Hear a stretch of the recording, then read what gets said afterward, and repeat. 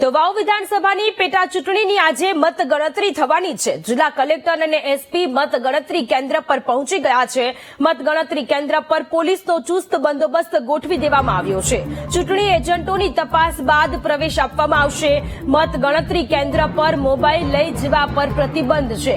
વિજેતા પાર્ટી માટે પણ પોલીસનું આગવું આયોજન છે। વિજય સરઘસ માટે પોલીસે તમામ પ્રકારની તૈયારીઓ કરી લીધેલી છે।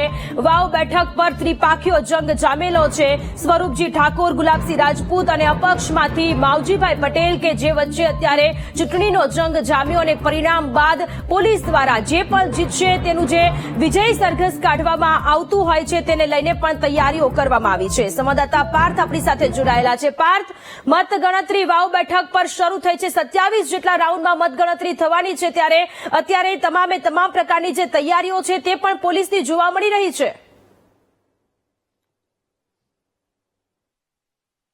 જી સોનલ, ચોક્કસથી સવારના 8 વાગ્યા છે અને વાવ વિધાનસભા પેટા ચૂંટણીની મતગણતરી અત્યારે શરૂ થઈ ગઈ છે। સૌ પ્રથમ વાત કરવામાં આવે તો પોસ્ટલ બેલેટની મતગણતરી હાથ ધરવામાં આવી છે। પોસ્ટલ બેલેટ ફક્ત 71 જેટલા છે, જેમાં 59 સર્વિસમેન તરીકે એટલે કે સર્વિસમાં જે હોય તે લોકોએ મતદાન કર્યું છે, અન્ય સિનિયર સિટીઝન લોકોએ મતદાન કર્યું છે। આમ 71 પોસ્ટલ બેલેટનું પહેલા મતદાન ગણતરી અત્યારે હાથ ધરાઈ છે અને ત્યારબાદ ઈવીએમ મશીનથી મતદાન ગણતરી હાથ ધરવામાં આવશે। મતદાન મથક જે ગણતરી કેન્દ્રની વાત કરવામાં આવે તો આ મતદાન કચ્છ પાલનપુર ખાતે અત્યારે જો વાત કરવામાં આવે તો મતગણતરી હાથ ધરવામાં આવી છે। પોલીસનો 3 લેયરમાં ખાસ બંદોબસ્ત મૂકવામાં આવ્યો છે। તમામ લોકોનું ચેકિંગ કર્યા બાદ જ તેઓને મતગણતરી કેન્દ્રની અંદર પ્રવેશ આપવામાં આવે છે। આ ઉપરાંત જે મોબાઈલ છે તે મોબાઈલ ઉપર પ્રતિબંધ મૂકવામાં આવ્યો છે। તમામ લોકોના મોબાઈલ લઈ લેવામાં આવે છે અને ત્યારબાદ જ તેઓને આગળના સ્ટેજ ઉપર એટલે કે આગળ તેઓને મોકલવામાં આવે છે। મહત્વની વાત કરવામાં આવે તો લગભગ 12 વાગ્યાની આસપાસ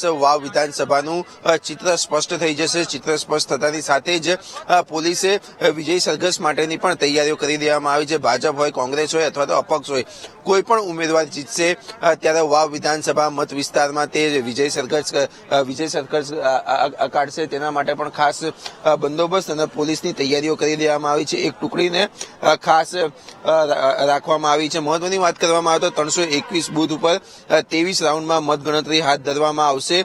179 ગામોના 321 મતદાન કેન્દ્ર ઉપર મતદાન થયું હતું। 3,10,681 મતદારોમાંથી 2,19,266 જેટલા મતદારોએ મતદાન કર્યું હતું। લગભગ 70.54% જેટલું મતદાન થયું હતું। ત્યારે હવે મત ગણતરી શરૂ થઈ છે। ટૂંક જ સમયમાં ઈવીએમ મશીનથી પણ મત ગણતરી શરૂ કરવામાં આવશે। 71 જેટલા જ પોસ્ટલ બેલેટ હોવાના કારણે ગણતરીની મિનિટોમાં તે ગણતરી પૂર્ણ થશે અને ત્યારબાદ ઈવીએમ મશીનથી મત ગણતરી શરૂ થશે। જી સોનલ। જી આભાર તમામ વિગતો માટે પાર્થ। તો બનાસકાંઠામાં આજે વાવ વિધાનસભાની પેટા ચૂંટણીનું પરિણામ જાહેર થવા જઈ રહ્યું છે ત્યારે મતગણતરી કેન્દ્ર પર મોબાઈલ લઈ જવા પર પ્રતિબંધ છે। આ સાથે પોલીસ દ્વારા પણ તમામ પ્રકારની તૈયારીઓ કરવામાં આવી, આયોજન કરવામાં આવ્યું છે। વાવ વિધાનસભા બેઠકનું જે બાય ઇલેક્શન છે તેને લઈ અને પોલીસ ડિપાર્ટમેન્ટ દ્વારા તમામ પ્રકારની તૈયારીઓ થઈ ગઈ છે।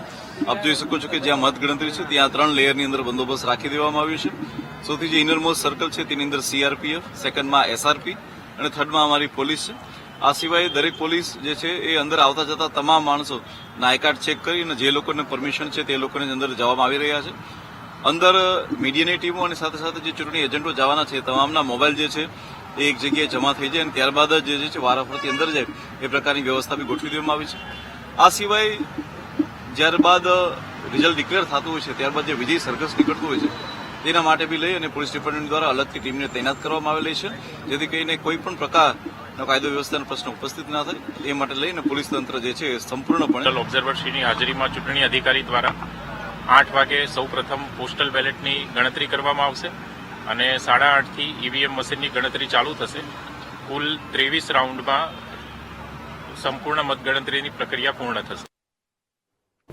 તો બનાસકાંઠામાં વાવ બેઠક પર પેટા ચૂંટણીનું પરિણામ બનાસકાંઠામાં ત્રિપાખીયો જંગ જામેલો છે। ભાજપના સ્વરૂપજી ઠાકોર, કોંગ્રેસના ગુલાબસિંહ રાજપૂત અને અપક્ષથી માવજીભાઈ પટેલ કે જે વચ્ચે અત્યારે મતગણતરી અત્યારે શરૂ થવા જઈ રહી છે। પોલીસ દ્વારા જે તૈયારીઓ છે તે કરવામાં આવી છે। જે પણ જીતશે તેના વિજય સરઘસ માટે પોલીસે તૈયારીઓ શરૂ કરી છે।